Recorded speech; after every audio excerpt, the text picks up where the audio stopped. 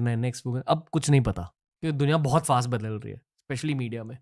बहुत लोगों के करियर खत्म भी हो रहे हैं झट से, पर क्योंकि सर्वाइव किया है हमने 9 ईयर्स के लिए, हमारे इंडस्ट्री में एवरेज करियर 3 ईयर्स लॉन्ग, तो ऑलरेडी 9 ईयर्स अभी सर्वाइव कर चुके हैं, तो थोड़ा वो सेल्फ कॉन्फिडेंस है कि हाँ कुछ तो सेल्फ करना है। कॉन्फिडेंस इसीलिए इन्वेस्टर चाहिए।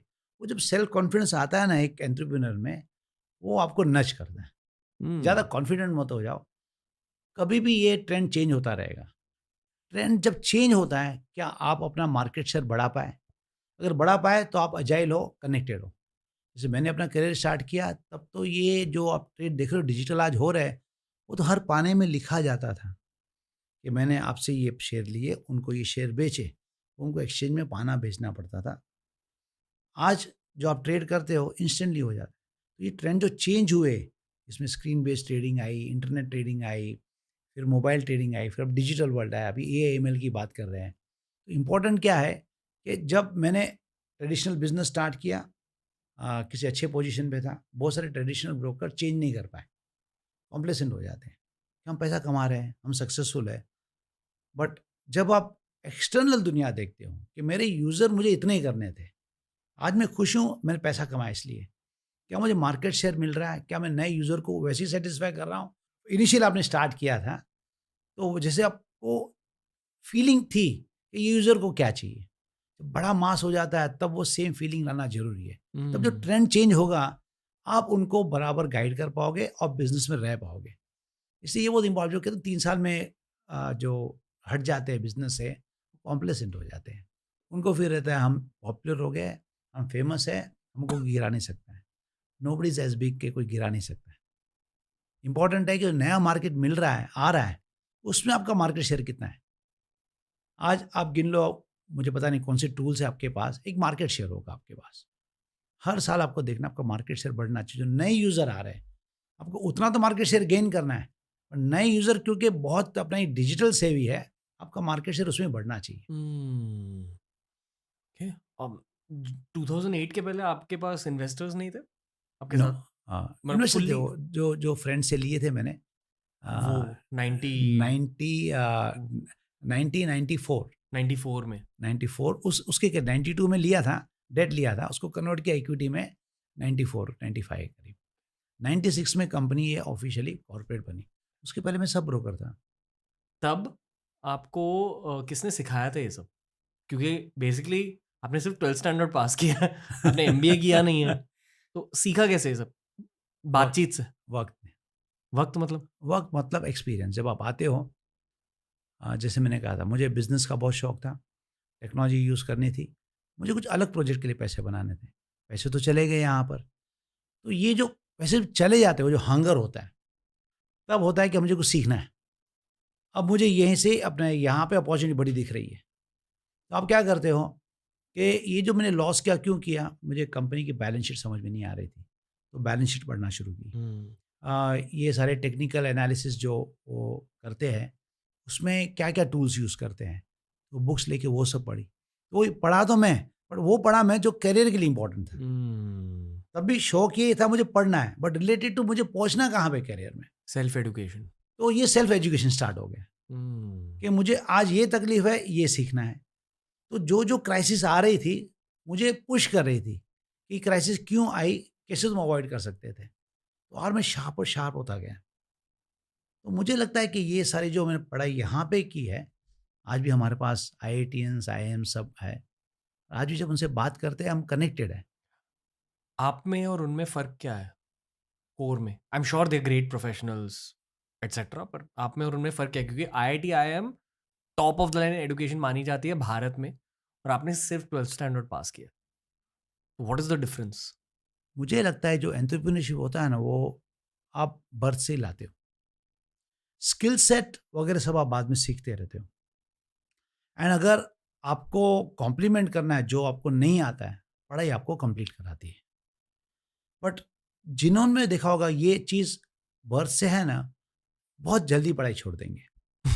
उनको पता है कि जो हमको करियर में अचीव करना है ना, ये 4-5 साल मेरे जाने वाले हैं। मैं कभी एजुकेट ये नहीं करूँगा कि लोगों को नहीं पढ़ना चाहिए। मेरे बच्चे भी सब एमबीए पढ़े हुए हैं। एक यूएस में, एक यूके में पढ़ा हुआ है। बट कुछ फॉर्च्यूनेट लोग होते हैं, उनको अर्ली साइन आ जाती है कि मुझे ये समझ में आ रहा है जो मुझे लाइफ में करना है। फिर वो जो करते हैं उससे रिलेटेड जो पढ़ाई करते हैं, लोगों से मिल के या कोई बुक पढ़ के या कोई ऑडियो बुक सुन के, आजकल तो सोशल मीडिया में काफ़ी नॉलेज मिल जाता है, वो बहुत शार्प हो जाते हैं मुझे कहाँ पे पहुँचना है। तो फ़र्क ये है, एक आईआईएम आईआईटी जो करता है उसको जॉब लेना है, तो उसको आप कहीं पर भी लगा दोगे वो आपको बेस्ट सॉल्यूशन देगा। और उनमें से कुछ होंगे जिसको ये एंटरप्रेन्योरशिप समझ में आती है ना, या तो पूरा कंप्लीट नहीं करते, कंप्लीट करेंगे तो कुछ-कुछ बिज़नेस भी सक्सेसफुली होंगे। बाकी ये लोग जो इनकी जो नॉलेज है, इनके पास जो स्किल सेट है, इसमें अच्छा एंटरप्रेन्योर टॉप पे आ जाए ना, तो काफ़ी वंडरफुल जर्नी दोनों की हो जाती है।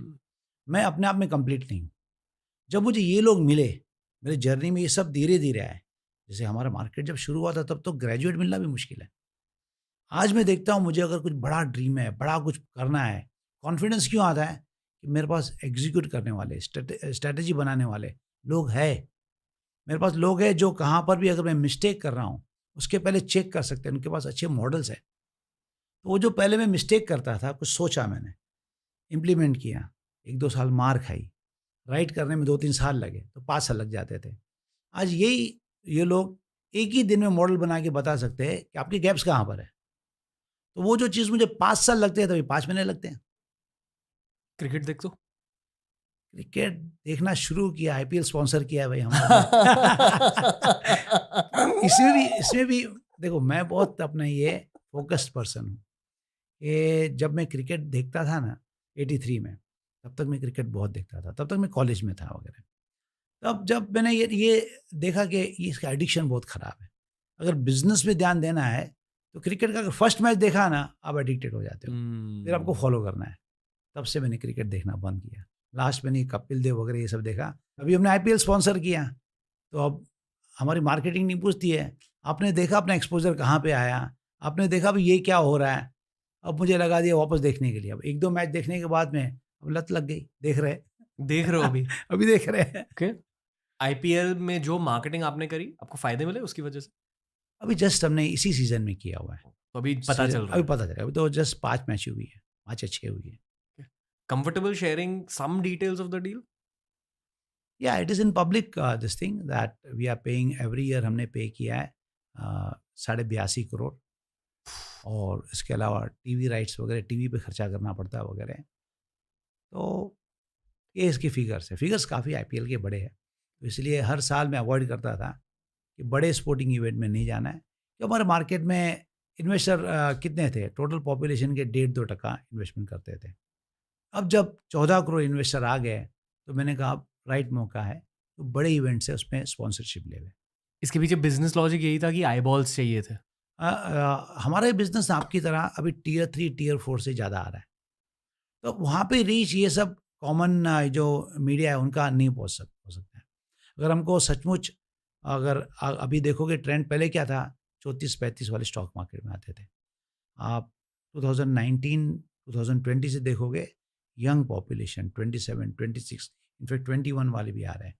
आज ये सब ऑडियंस को आपको टच बेस करना है या top of the mind recall करना है, तो स्पोर्टिंग इवेंट है जहाँ पे सब जन घर पे बैठ के स्पोर्टिंग देखते हैं और कोई इवेंट सब जन साथ में बैठ के नहीं देखते हैं। दूसरे शो में आप देखोगे पेरेंट्स देखेंगे, बच्चे नहीं देख रहे हैं। स्पोर्टिंग ऐसा है, स्पेशली क्रिकेट, पूरी फैमिली देखेगी। एक कंज्यूमर पर्सपेक्टिव मेरा ये है कि जब आईपीएल देख रहा होता हूँ ना और ओवर ब्रेक्स के बीच एड्स आते हैं, मैं एक्चुअली उन एड्स को नोटिस करता हूँ क्योंकि एज अ कंज्यूमर आपको पता रहता है कि ये एड स्लॉट्स ना बहुत महंगे हैं, तो बहुत दिमाग लगाया होगा इनकी स्ट्रैटेजी के पीछे। तो आई ऑलवेज वंडर्ड कि हाँ एट सम पॉइंट ना किसी भी बिजनेस को अगर भारत में एक्सपैंड करना है, ये आईपीएल एड स्लॉट्स एक ड्रीम मोमेंट होगी बहुत सारे बिजनेसेस के लिए। सचमुच ये ड्रीम मोमेंट है। मुझे पता है कि मेरी टीम तो 10 साल से पीछे लगी हुई है कि आईपीएल में स्पॉन्सरशिप करते हैं। मुझे ये लगता था कि आपको सिर्फ फैमिली को खुश करना है, देखो मेरी कंपनी की ऐड आ रही है, मेरे कंपनी के बोर्ड लगे हुए हैं। अब जाके मैं कन्विंस हुआ बिकॉज़ ये सब प्रॉपर्टी बहुत महँगी है कि अब कुछ वैल्यू है। क्योंकि जो लोग आ रहे हैं यूथ, वुमेन, टियर 3 उसके आगे जो लोग हैं, वो आईपीएल को फ़ॉलो करते हैं। आईपीएल में ऐड, आईपीएल में जो भी पैसे लगाते हो, अब कुछ बेनिफिट है। प्लस आई फील कि हर बिजनेस में ना एक कोर मेंटालिटी होती है जैसे कि अगर मैं चाहूँ भी ना, I will always be a creative core mentality, कुछ डिजाइन विजाइन टाइप चीज रहेगी, पर आपकी कोर मेंटालिटी फाइनेंशियल है, क्यों आपकी शुरुआत हुई थी स्टॉक मार्केट में, या या वहां से आकर आपने ये ऐप बनाई है, but core mentality is financial. I believe even जो नायका की फाउंडर है, उनकी भी शुरुआत हुई थी as an investment banker, investment banker इसलिए कहते हैं कि that's why she found success, या क्योंकि उनकी core mentality actually number driven है, मैथमेटिकल है। तो आई एम श्योर कि जब आप इतना ज्यादा खर्चा कर रहे होंगे आईपीएल के एड स्लॉट्स में, कुछ एक्चुअली फाइनेंशियल एंगल होगा, आरओआई के बारे में आप सोचते होंगे, रिटर्न ऑन इन्वेस्टमेंट। पहला मैच था, मैं बैठा हुआ था, बीसीसीआई के लोग बैठे हुए थे, जी। तो कहा अभी तो एक मैच हुआ है, 73 मैचेस बाकी है, बहुत रनवे है। मैंने कहा बॉस ऐसी बात है, मैं हर मैच में बैठा हूं, मुझे पता है मैंने 1 करोड़ तो दे दिया, अब मुझे हर बॉल का हिसाब किताब करना है कि मेरे कितने क्लाइंट देख रहे हैं और क्या मुझे बेनिफिट मिला है। वो भी सरप्राइज हो गया कि आप ऐसे ही सोचते हो। मैं तो ऐसे ही सोचता हूँ। फिर सुनील गावस्कर जी से बात हुई, मैं तो पहले दिन मिला, मुझे पता है कि ये नंबर ही सोचेगा।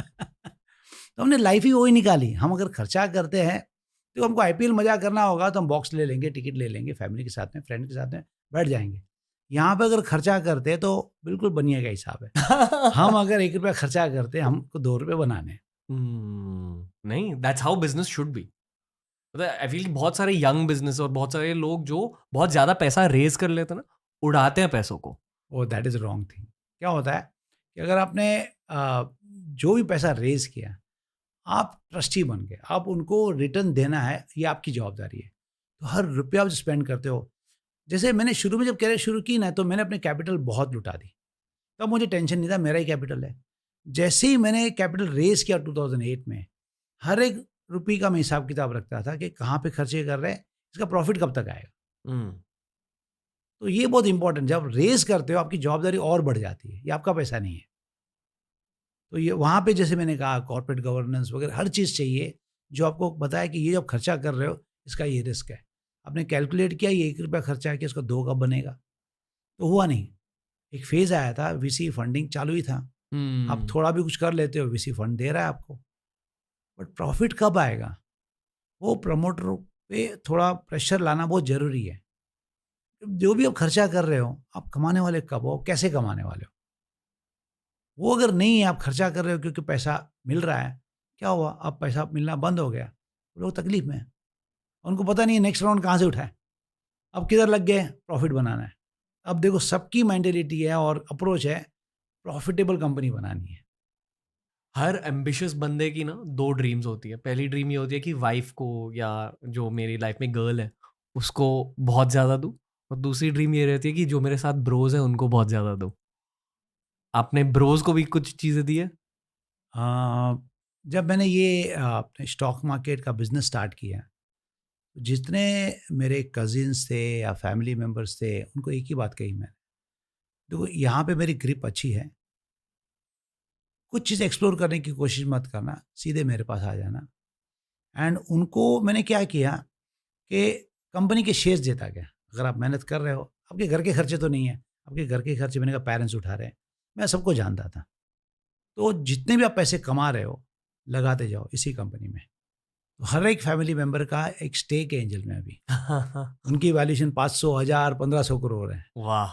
तो आई फील सो गुड कि भाई उन्होंने एक तो फर्स्ट ऑफ ऑल ट्रस्ट रखा मेरे पे, कैश के जगह पे कहा ठीक है आपने शेयर्स ही दे दो, और आज इतनी वैल्यूएशन बढ़ गई है। So when we meet we are all happy because सब जने साथ में पैसा कमाया, सब जने साथ में सक्सेस देखा, सब जन साथ में थे जब हम ये जर्नी कर रहे थे, प्रोग्रेस कर रहे थे। वो जो खुशी है, बिल्कुल अलग खुशी है। 2020s और 30s के बारे में पूछना चाहूँगा, आपके खुद के पर्सपेक्टिव से। अभी भी आप एक्टिवली ग्रो कर रहे हो बिज़नेस को? काफ़ी मतलब हाँ, वो तो मुझे लगता है बिज़नेस का कोई ग्रोथ नहीं सोच रहा है ना, तो बिज़नेस डाई हो रही है। बिज़नेस का मतलब ही है ग्रो होना। अगर आप ग्रो नहीं कर रहे हो, तो कहाँ न कहाँ पे आपने ड्यू डेट लगा दी बिज़नेस पे। धीरू अंबानी कहा करते थे कि बिज़नेस या तो ग्रो होगा या तो डिके होगा, बीच में होता ही नहीं है। तो वो चीज़ आज भी मुझे याद है कि जब भी आप बिज़नेस का सोचते हो, अगर आप सोचते हो हमने बहुत कर लिया, यहाँ से ये आरओई, ये रिटर्न आएगा, मेरा घर चलेगा, बिजनेस धीरे धीरे आप देखोगे 8-10 साल में बहुत छोटा हो जाएगा। तो इसलिए मैं बिलीव करता हूँ कि अगर टॉप पे जो पर्सन है उसके एस्पिरेशन अगर कम हो गए, वो यूथ को लेके आए, वो पर्सन को लेके आए जिसके एस्पिरेशन बहुत हाई है, उसको मेंटरिंग करें। फ्रंट में जो आदमी होना चाहिए उसको भूख होनी चाहिए कि मुझे ग्रो करना है। तो इसलिए हर बिजनेस के लिए बहुत इंपॉर्टेंट है। मैं कहूँगा जब भी बिजनेस लगता है कि हमने काफ़ी कर लिया, नेक्स्ट जनरेशन है जिनको भूख है, जिनको ग्रो करना है, उनको मेंटरिंग करो, उनको सिखाओ आपने जो सीखा है, आपने जो किया है, और वो जो नया जनरेशन जो आपके ग्रोथ को अलग लेवल पे लेके जाएगा, वो कॉम्बिनेशन बहुत डेडली है। आप शार्क टैंक देख रहे हो? बहुत बड़ा क्रेज़ है मतलब भारत में अभी शार्क टैंक का, और उसकी वजह से लोग एंटरप्रेन्योरशिप को लेकर फ़ैसिनेट हो रहे हैं। आई थिंक कि बहुत सारे एंटरप्रेन्योर्स निकल के आएँगे उस शो के कल्चर की वजह से। I am not just talking about the show, but उस शो ने जो कल्चर को क्रिएट किया नहीं, है। शार्क टैंक का मुझे कॉन्सेप्ट पता है। हम हमारे ऑफिस में भी, कंपनी में भी शार्क टैंक जैसे ऐसे फॉर्मेट रन करते हैं, जहाँ पे हर इंडिविजुअल को जिसके पास आइडिया है, उसको टीम दी जाती है, एक फंड दिया जाता है, ताकि वो आइडिया अपना प्रेज़ेंट करे। और जो भी आइडिया हमको अच्छा लगेगा, इट इज़ एक्सटर्नल जजेस या इंटरनल हम लोग टीम बिठाते हैं, उनको एक्स्ट्रा एक्स्ट्रा फंड दिया जाता है, ताकि वो जो प्रोटोटाइप को एक्चुअल वर्किंग प्रोटोटाइप बनाए। तो वो कॉन्सेप्ट पे बहुत बिलीफ है, बट ये टीवी पे जो शार्क टैंक चल रहा है, वो मैंने नहीं देखा है। और जितना भी थोड़ा बहुत मैंने देखा है, मुझे लगता है काफ़ी हद तक कमर्शियलाइज़ वर्ज़न है। तो मतलब आपकी बिज़नेस की बहुत ग्रोथ हो चुकी है अभी। आई एम श्योर कि okay, let's for a minute एक लाइन ड्रॉ करते हैं धीरूभाई अंबानी की फाइनेंशियल टाइमलाइन की। Okay, so he kept growing. अभी उसके साइड में आपकी फाइनेंशियल टाइमलाइन की लाइन ड्रॉ करते हैं। So at some point Dhirubhai Ambani would have had as much wealth as you have right now, correct?